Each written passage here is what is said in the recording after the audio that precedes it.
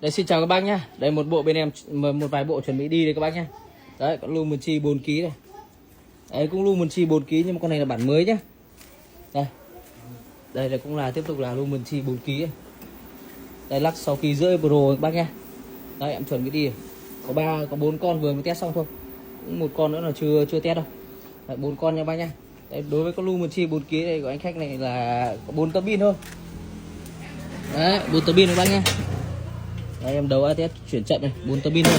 Combo tối thiểu là 4 tấm pin để các bác gọi là giảm tiền điện chi phí ban ngày thôi nhé. Đấy, combo 4 tấm như này thì chỉ rơi vào trên 20 triệu các bạn. Đấy, 4 tấm là 625W của Vsun đây nhá.